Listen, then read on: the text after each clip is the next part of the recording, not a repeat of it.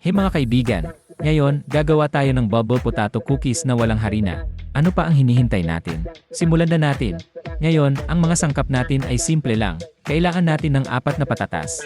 Huwag kalimutang tanggalin ang balat at hatiin ito sa maliit para mabilis magluto. Ngayon, pakuluan ito sa tubig hanggang sa maging super lambot. Kapag malambot na ang patatas, ilipat na natin sa isang mangkok. Maglalagay tayo ng kalahating teaspoon ng asin. Huwag kalimutan ang kaunting paminta. Pagkatapos, durugin natin ang patatas hanggang maging creamy. Para maging sobrang smooth, i-filter natin ang patatas gamit ang isang salaan. Gawin ito para mas maganda ang texture ng ating cookies. Ito na ang pinakamasayang bahagi.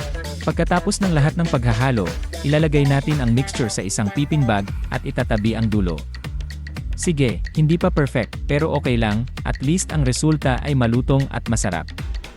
Ngayon, ilalagay natin ang ating mga cookies sa 175 degrees Celsius preheated oven at maghihintay tayo ng mga 45 minuto.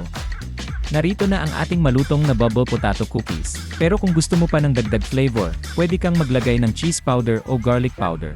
Sobrang sarap kaya subukan mo na.